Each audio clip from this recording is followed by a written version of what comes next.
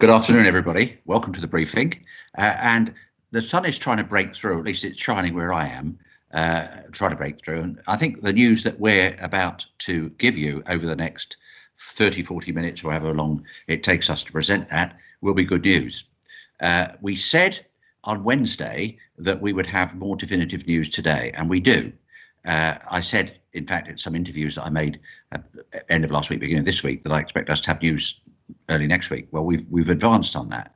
We are able to say today that we will have definitive news about how we're going to come out of not only this present lockdown, subject, of course, to the usual caveats, but also how eventually we're going to be able to get rid of long-term restrictions that have been around now for about a year or so. The CCA, or the Civil Contingency Authority, approved just yesterday something called the Bailiwick Blueprint. And that gives a timeline of where we're going to go with border restrictions, the lifting of them, the manner in which they're going to be lifted over the next weeks and the next months. And that will be outlined in some detail by Deputy Salisbury, and she'll be the first speaker after me.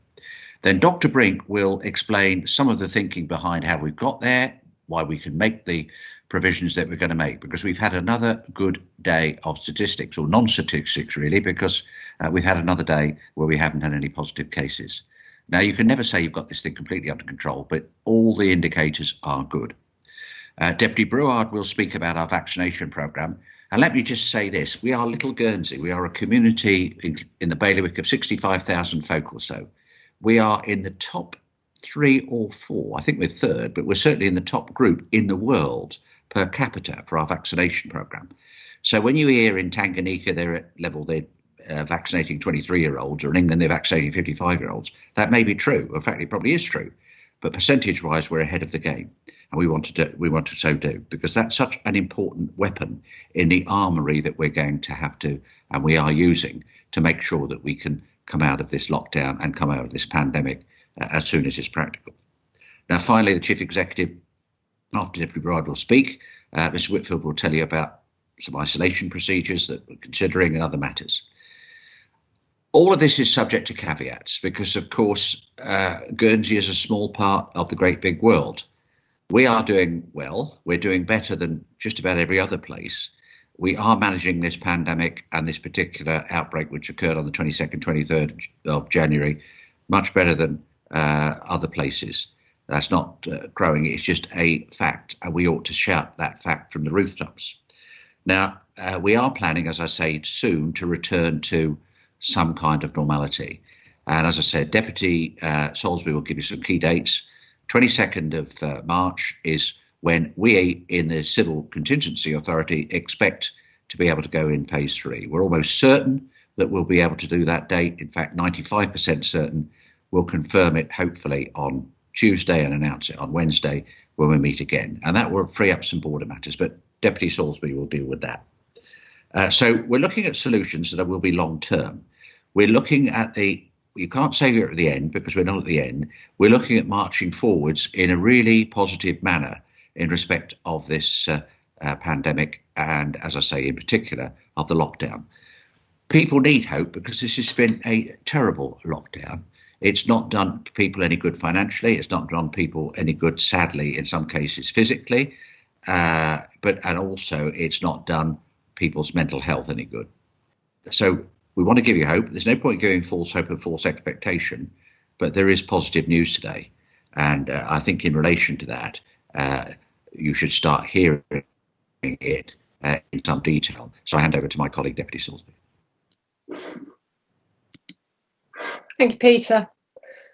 As Deputy Fairbrash said, and it really is so important to stress this, the timeline I'm about to talk you through isn't set in stone. I mean, how could it be after what we've all been through over the last 6 weeks or so when we've seen how quickly things can change? But today is a day for optimism, and the Bailiwick Blueprint provides a light at the end of the tunnel, not for exiting lockdown, as we hopefully achieve that on the 22nd of March, but as an end to travel restrictions that have been in place for over a year now. So to the timeline itself, and on to the first slide.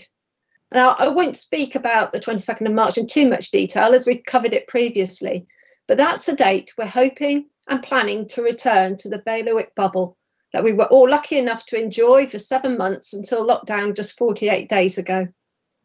Stage 3 will mean all internal restrictions within the bailiwick will be lifted, albeit some non-pharmaceutical interventions will be recommended, such as your face coverings and, of course, excellent hand and respiratory hygiene.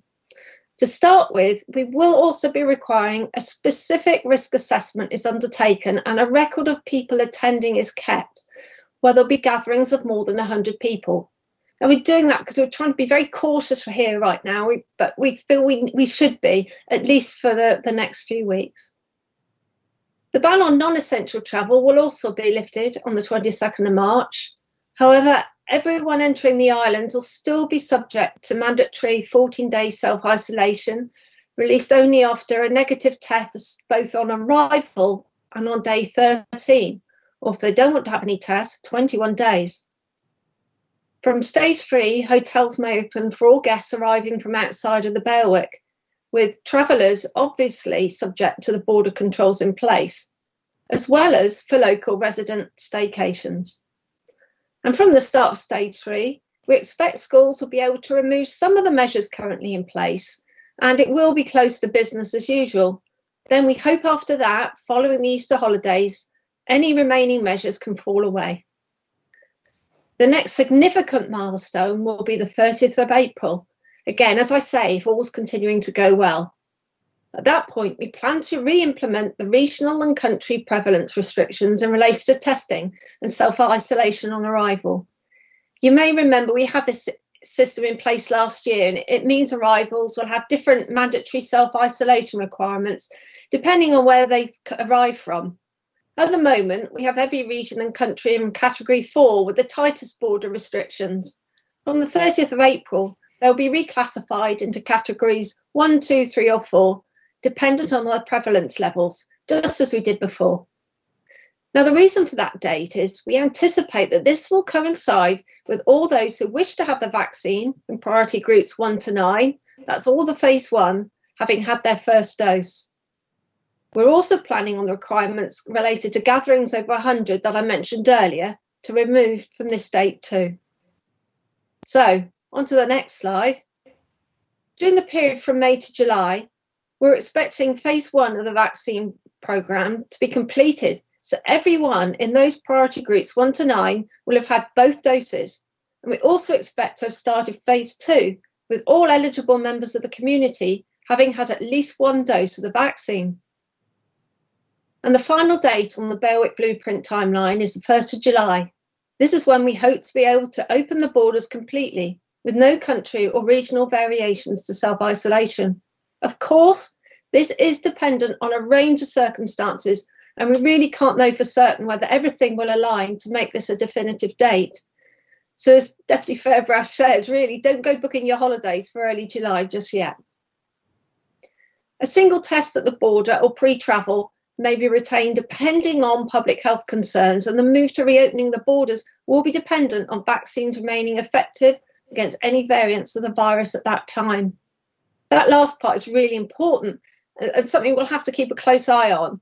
We may have testing on arrival even after self-isolation requirements have been removed, depending on any concerns at the time regarding the emergence of vaccine-resistant strains of the virus.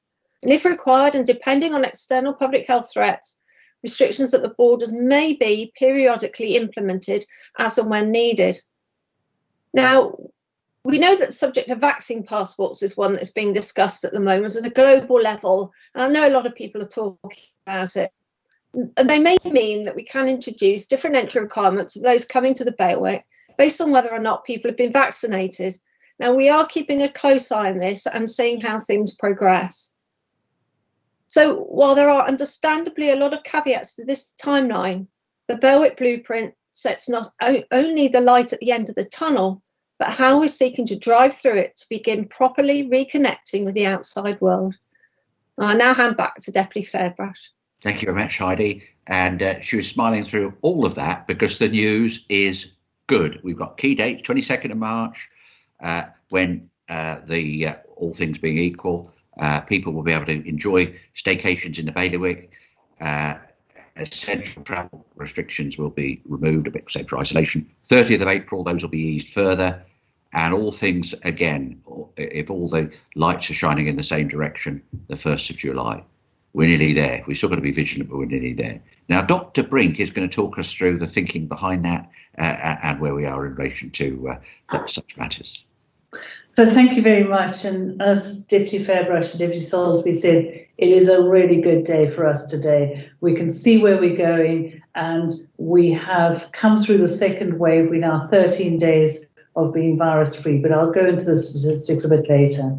What I'm going to focus on to start off with is to share with you some of the thinking behind the development of the Bailiwick Blueprint. And I think to start off with, there were 3 concerns or 3 issues that we specifically considered. And the first was that the public health and the social measures, so the social measures being social distancing, the border controls, all of that have been really effective at controlling the transmission of the virus in the bailiwick and have protected our health and care services. So that was the first thing. The second thing, when we considered moving forward, we wanted to specifically look at what our local situation was. And so we did a local situational analysis to work out what we should do within the bailiwick. And finally, when we looked at exiting out, we didn't want to only focus on the very narrow prevention of infection with the virus that causes COVID-19, but also look at the wider health and well-being of islanders. So we took all of those together, and that's helped us inform and develop the Bailiwick Blueprint. But what we did is we also created our wheel of the things that we thought were important and what we were trying to achieve. So if you look at that, at the top of the wheel, you'll see decreasing internal restrictions. So that's the ability to go to restaurants, play sports, other social activities, so taking away those internal restrictions. Then we looked at the decreasing border restrictions. So that relates both to the self-isolation and to the testing requirements at the border. And linked to that is increasing travel opportunities, so the move from only essential travel to the allowance of non-essential travel. We mapped that against the increasing vaccination of our population, increasing protection of our population. And that's been incredibly important for us in the second wave. We absolutely acknowledged that we needed to keep a test and trace capacity, perhaps focusing now more on variants of concern rather than the original virus. And that was all built into how we plan to approach this. So we've also looked very carefully at developing a local capacity to detect variants of concern. So these variants are emerging now with some frequency, and I think they will continue to emerge over the next year or two. And what we want to do is develop a local sequencing capacity so that we are able to rapidly detect a variant of concern within 24 to 48 hours, just to allow us that real-time management of the situation. We intend continuing with our surveillance programs alongside the vaccination program. And this at the moment is various groups of individuals we're testing, so retail, education, bailiwick, law enforcement, health and social care staff. But as we move on, we might well then focus it to other methodologies. For example, we're looking at the role of sewage testing for virus. So you look for the virus in sewage and then map out where it is on the island and then go back and look at that particular area. So that is another way that we can look at surveillance. And finally, we wanted to look again at the retention of what non-pharmaceutical interventions we should retain.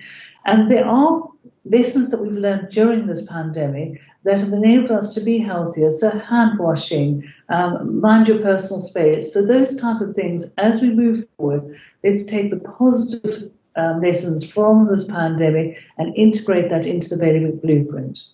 So if we then go on to the next slide, and the next slide is entitled Our Tipping Point. Now, here we looked at what the protection against the virus has been. Now, at the moment, most of that protection is afforded via our non-pharmaceutical interventions. Now, of course, non-pharmaceutical interventions aren't just hand washing or wearing a face covering. They're things like border controls, school closures, and indeed the most extreme being lockdown. So the most protection has been afforded to our population today through those non-pharmaceutical interventions. What we want to do is shift that tipping point to protecting our population through our vaccination program. So we're looking at moving that. And the Bailiwick Blueprint looks at how we move from a focus on non-pharmaceutical interventions to a focus on a population that is largely protected through vaccination, but retaining some of those good messages that indeed not only will protect against the virus that causes COVID-19, but other viral infections as well, and keep us healthier as a population. And finally, if we go to the last slide, as I said, it has been a good day today. We're day 13 with no new cases. We're at 511 positive cases. We've got one active case and one person in hospital. And I'm asked from time to time also about the numbers of people in self-isolation. And if you can recall, at the height of our peak of infection on the 28th and 29th of January, I was quoting figures in the thousands to you. But actually today we've got 3 people that qualify for self-isolation. So we've seen those numbers come down dramatically as we've got over this wave of infection. So optimistic, we're moving forward, and I'm going to hand back to Deputy Fairbrass. Thank you.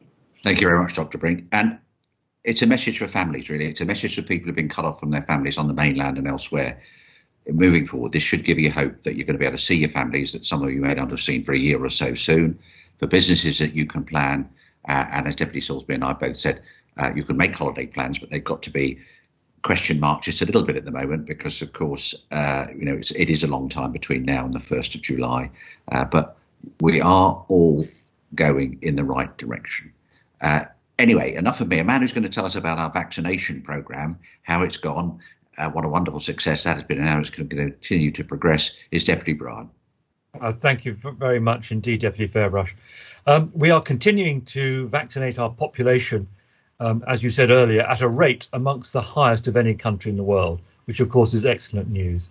To date, we have delivered 29,383 doses as we work through our established priority order in accordance with the guidance from the UK's Joint Committee on Vaccination and Immunisation. So far, we have provided vaccines to or invited individuals to book appointments for priority groups 1 to 5, that is all the over 65s, and now we are continuing to invite those in group 6, which is adults aged 18 to 65 in an at-risk group. We are aware that some people are querying why they haven't received a vaccine yet, or in some instances where people are querying why they have been called for a vaccine earlier than they were expecting. There are good explanations for all of this. A first point I wish to clarify is why the UK is already vaccinating younger age groups than Guernsey. Does that mean the mainland is further ahead than us? Actually, it's quite the opposite. We are very pleased to be seeing a higher uptake of people wanting the vaccine locally than in the UK. This is great news because the higher the percentage of the population to have it, the lower the risk coronavirus will pose to our community going forward. But this higher uptake also means it's taking us longer to work through the ages than the UK. Also, the island's demographics give us more people in the older age groups. Now I want to address some of the reasons why some people might have received a vaccine earlier than others. To start with, let's explain now how we contact people. We have a database of the demographics and the health of our population, which has been created from our own health and social care records and also from other healthcare partners. We are currently using this to invite priority group 6 to book vaccine appointments. But before you question why someone you know has been called for a vaccine before you, please consider that they may well have an underlying health condition that they don't openly talk about. After all, our health can be very private and sensitive matter. Alternative, you might be querying why you have been called up earlier than you were expecting.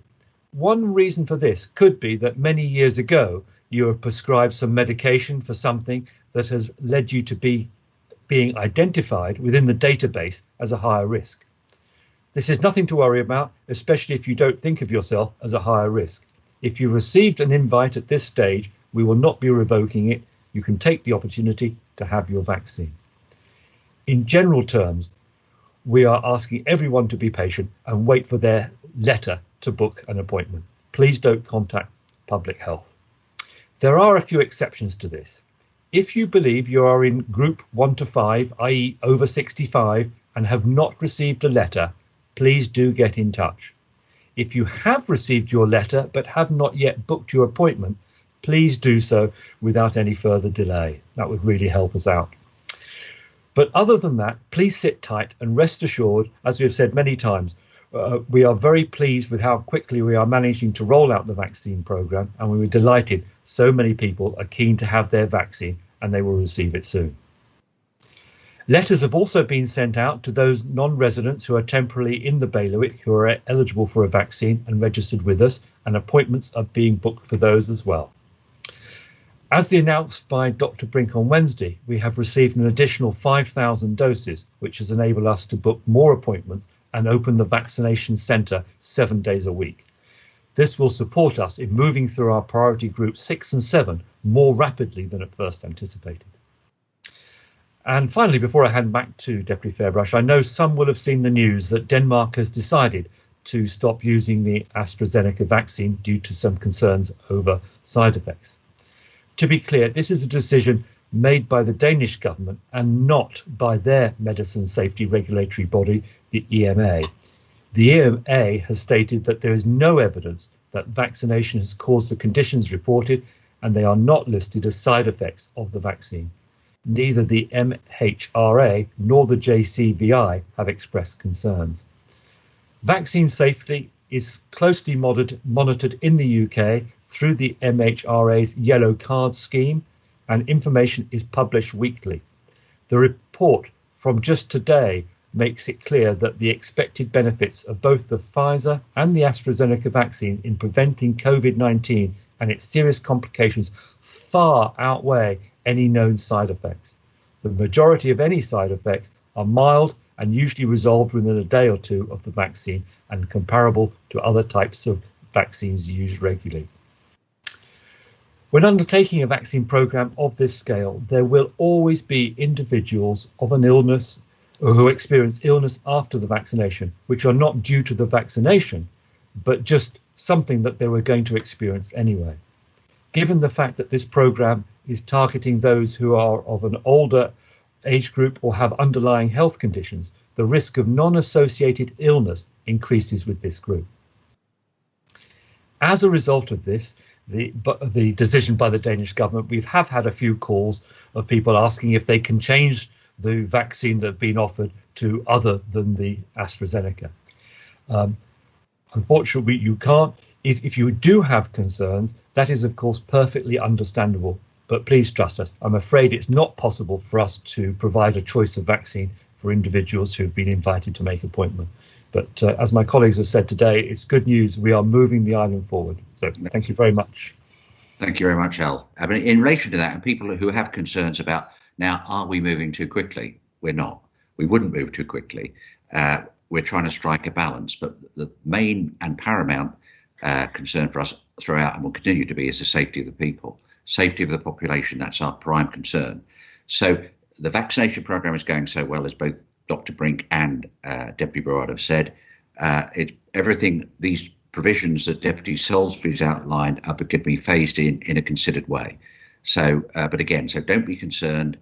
We're not seeking to do anything that's expeditious, that's unbalanced, or too forward-looking without taking into account all the concerns that people have expressed.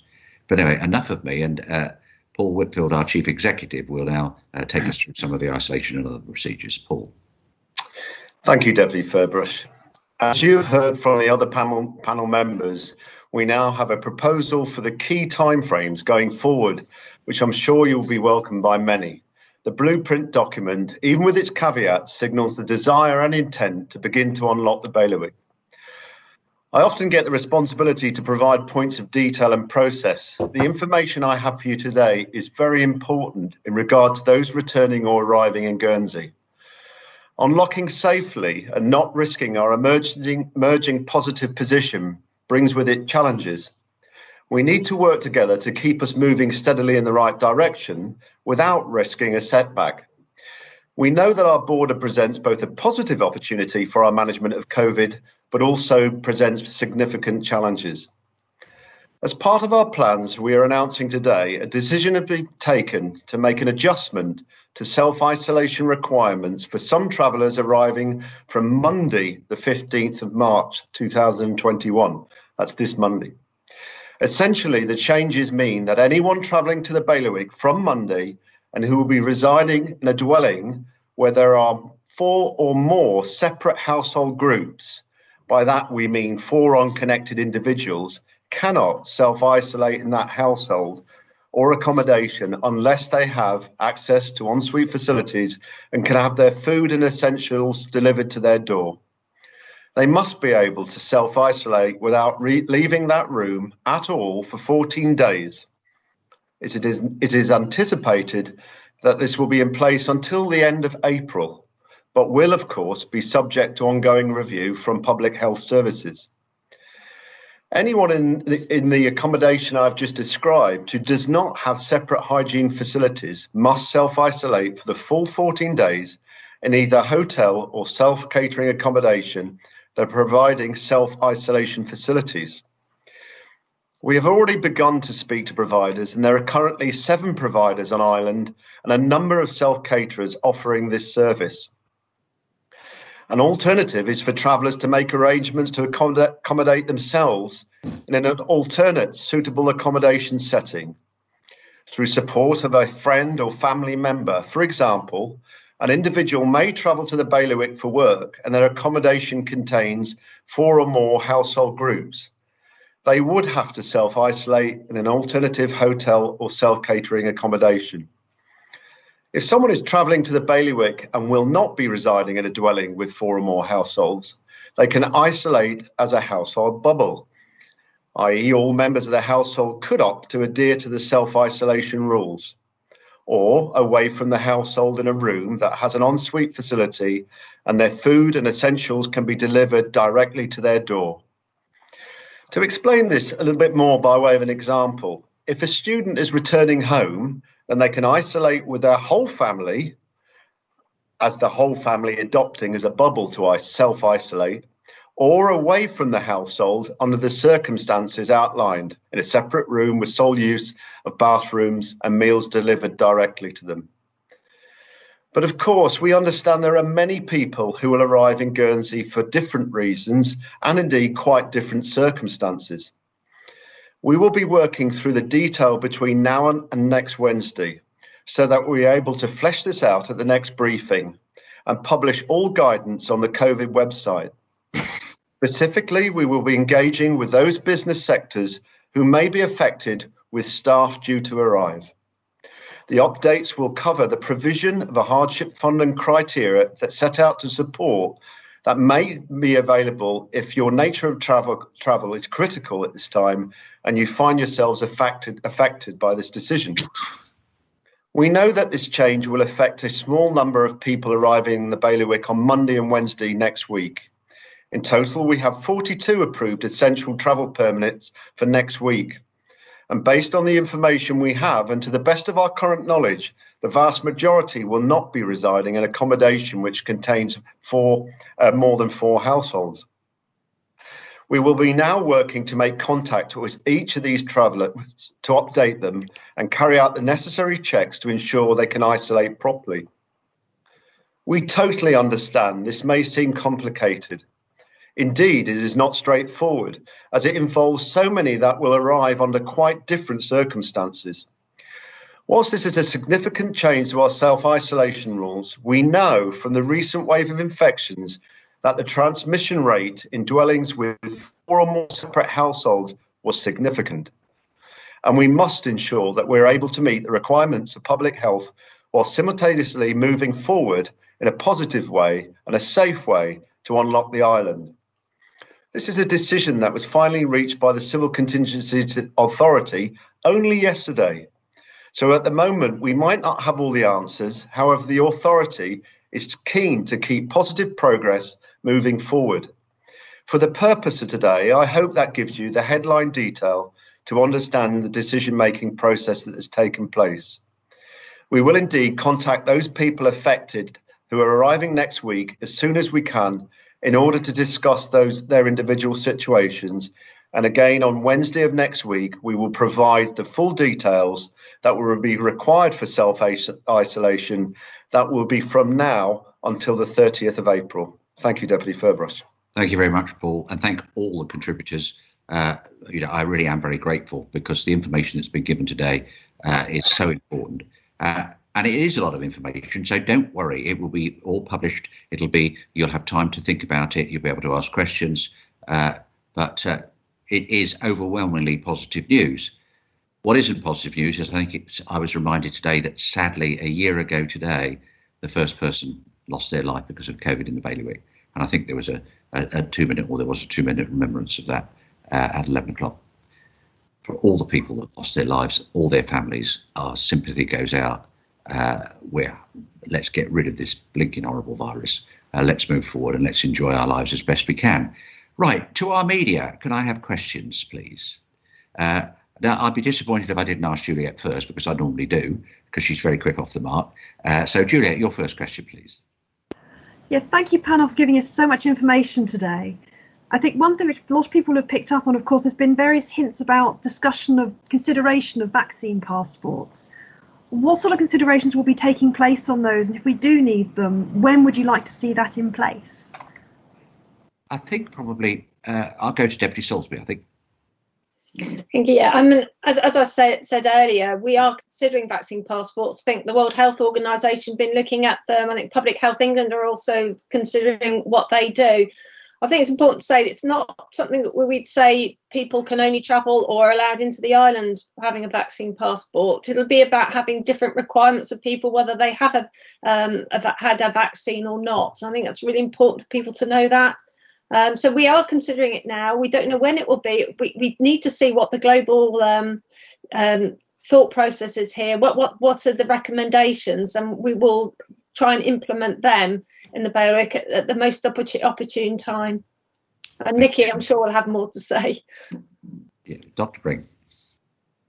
Absolutely agree with you, Heidi. We're starting a piece of work, in fact, this weekend, is to try and do a map of what everyone's doing, look at what the information coming out is, so we can be well prepared. The moment there is some national and international standards set, we'll be well prepared to move forward with that.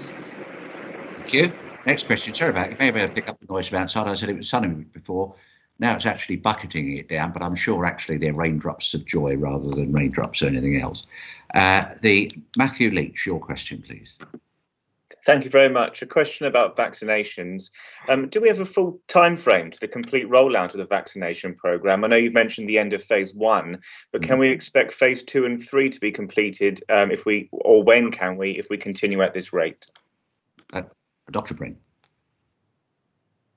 Thank you very much. So our plan is, and I'm sure you can hear the rain hammering down on the window here as well. So the plan is, the moment that we finish the first dose of the phase 1, which is anticipated to the end of April, is we want to roll over and start the phase 2 in May if we have the vaccine. We are dependent on vaccine supply. So we'll then look to have the phase 1 of the program finished into July. And what we'd like to see is that all of the phase 2, the first dose of vaccine, be completed into July as well. But that is critically dependent on vaccine supply. We'll vaccinate as fast as we can get our hands on vaccine. Thank you. Maria Jenkins, your question. Thank you. Is the CCA happy that the Condor is not asking for tests to be done before sailing on the faster ferries later in May? A view has written in concern because France aren't vaccinating at the same rate, and the UK, of course, won't be out of their full lockdown until the middle of June at least. Yeah. So is that something that you've considered or are concerned about? We will speak to them, but I mean, ultimately, we've still got our own, if I could call it, border controls, if I can use that. And Deputy Salisbury's explained the gradated for those. They'll be still pretty strict initially in 22nd of March. Then hopefully they'll be released and relaxed a bit at the end of April, always kept under constant review. So although we will speak to them, what they're doing is additional. It's not instead of. So I don't want people to be concerned. But I don't think I need to go to my colleagues to add to that, because I think that's been covered. Jim Delbridge, your question, please. Thank you, panel. It's about Jersey. I know that we've spoken in the past, and you've mentioned in the past, about connecting up with Jersey, and of course a bailiwick bubble between Alderney, Sark, Herm, etc. is extremely welcome. But what about Jersey? Any news on that front? No, is the answer. What I've said several times is that yes, we would like to bubble with Jersey. We will only do so when we feel safe to do so, and clearly they will only do so with us when they feel safe to do so. That is some time off, I would have thought. But we'll have discussions with our Jersey colleagues. We'll make sure it's entirely safe before we do so. But of course, the sooner the better. But the sooner the better will only be when it's safe to be better. Penny Elberfield, your question.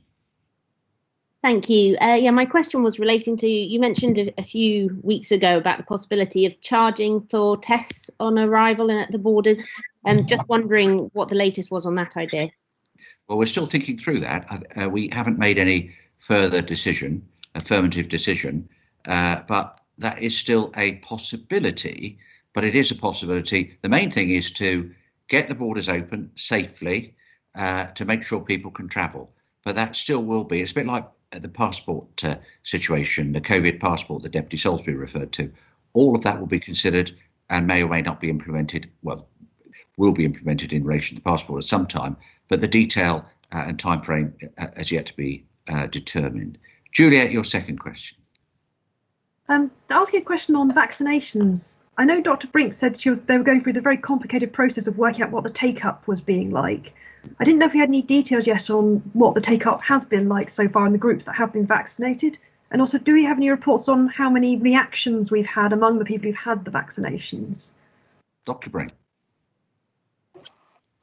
So we've got our uptake, our overall population-based uptake, but we don't have information on specific groups. We're still looking at that. As I said, to get entirely accurate figures, you've got to do a lot of data cleansing, and that, as I say, you might be over 50, a healthcare worker, and have an underlying health condition. So we need to make sure that the numerator and denominators are correct. I think more important is the total number of vaccines that we delivered. So I think that's the most important parameter we're looking at. We will, when we're content and happy with the data, we will look at the uptake by groups, but we're focusing more on a population-based approach at this point in time. And I beg your pardon, I forgot your second question.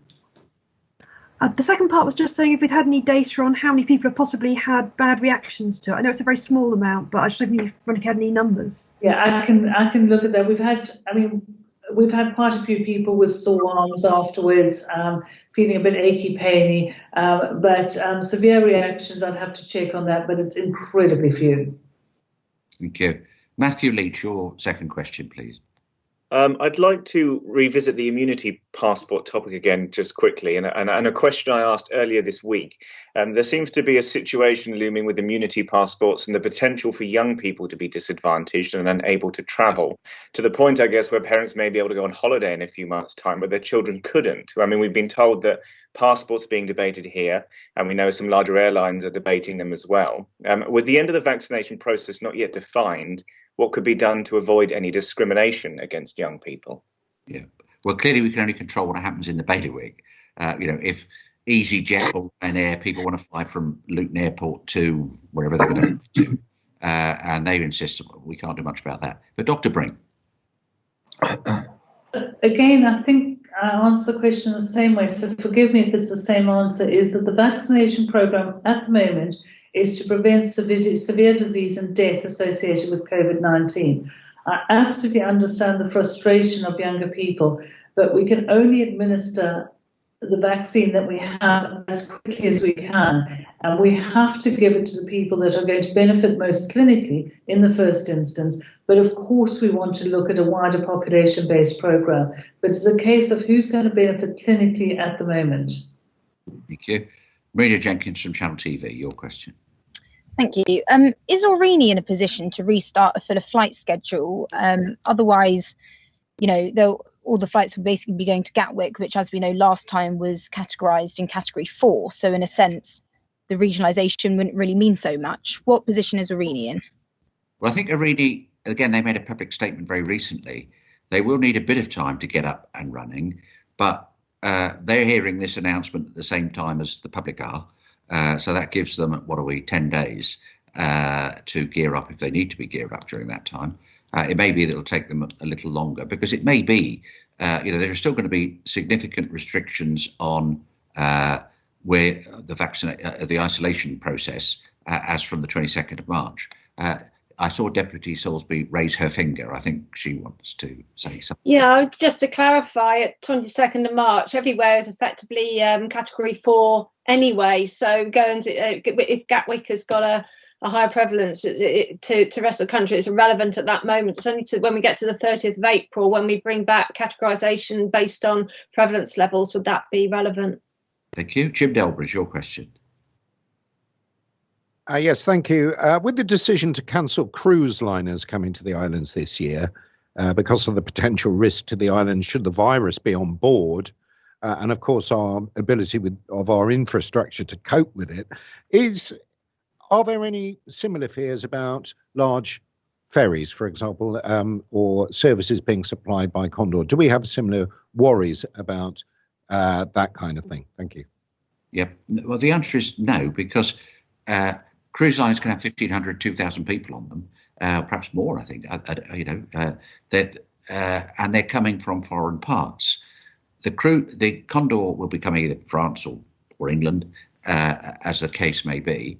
And in relation to that, we're talking about, again, consideration, as Deputy Salisbury said, isolation regimes, 22nd of March one stage, 30th of April the next stage. And then when we get to the 1st of July, all things being equal and everything going as well as we expect it to, then it's not such a concern. We've got the testing procedure. And Deputy Salisbury got her finger up again. Yeah, I mean, it's different when you've got ferries coming here compared with the cruise liners, that they come along, they bring, as Deputy Fairbrother says, 1,500 people, but they don't come to Guernsey to then self-isolate, to go through those border restrictions, whereas people on a ferry do, and they have been filling out permit forms. They won't have to do that in the future, but they all have to follow whatever the isolation and border requirements are to be able to stay here. So it's a different circumstance.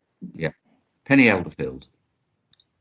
We've not heard any mention today of isolation hotels. Has that idea now been ruled out? Yeah, it's a good question, but as in my statement, we've worked out we've got enough accommodation by those hotels.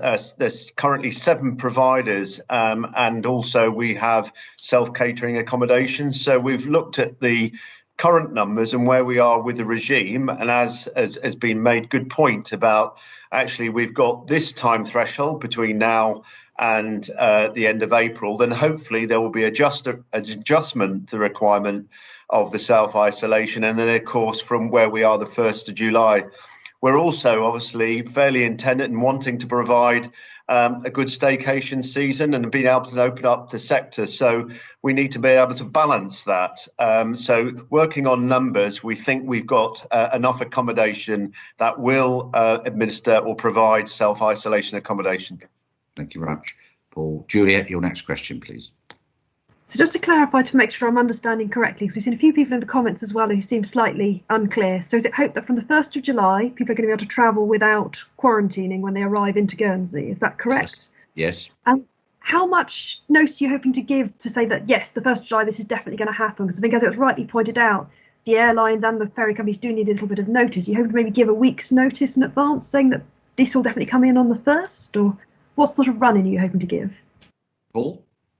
Well, just to say, in regard to the carriers, we don't leave this sort of conversation just the day we do the briefing. We're in constant conversation with the carriers and the emerging picture and what the opportunities are. And indeed, the carriers are obviously itching to get back into a higher level of service and provision. So they are all the time looking as to how they will step back up as we do. So us providing this sort of marker in the sand of the 1st of July allows not only us as islanders to see if we can plan to go away more freely, but also gives a date for the carriers to start polishing off and seeing what they might do. And as we get a little bit more certainty towards we move to that date, then obviously that hopefully will come to fruition. Thank you. Matthew Leach, your question, please. Yes, can I confirm quickly, does free travel between the rest of the Bailiwick Islands come into effect as soon as we start stage 3? Yeah, 22nd of March, absolutely. Is that your question? That was my question, yeah. Very good. I like a quick answer. Marina Jenkins, Marina. 1st of July, it's talked that there is still the possibility of testing on arrival then. Are you considering people self-isolating for 24 to 48 hours until they get that test result back as negative? I don't know if you can see on the screen, but we've had 2 nods saying no from Mr. Whitfield and Deputy Salisbury, and Dr. Brick's got a hand up, so she's going to add something. So the intention is not to self-isolate. What we might do is ask people not to attend restaurants and so on whilst they're waiting for that result. But the intention is to have no compulsory self-isolation during that period, but for us to be able to determine if someone is positive and determine whether it's a variant of concern and whether it's something that we need to look at from a bailiwick perspective.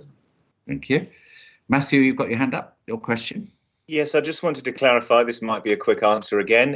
In this blueprint, when will the regulations surrounding masks be dropped? I think probably, go to Deputy. I wasn't sure Deputy Salisbury or Mr. Whitfield, but I'll go to Deputy Salisbury. Deputy Salisbury. Well, at stage 3, it will become advisory, recommended, and not mandatory. So that's when it will fall away from being a legal requirement. Yeah. But we still encourage people to wear them in appropriate circumstances, but it just won't be obligatory. Dr. Brink. In stage 3, all of the compulsory NPIs, non-pharmaceutical interventions, will stop. But what we'll be doing is asking people to take those positive lessons. So mind your personal space, hand hygiene. And if people wish to wear a face covering, for example, on public transport in a closed area, I think we should encourage them to do that, but it won't be mandatory. Okay. Heidi, you've got your finger up again. Yeah, and the one thing that we really want to encourage people to do all the time, if they are symptomatic, is to get tested.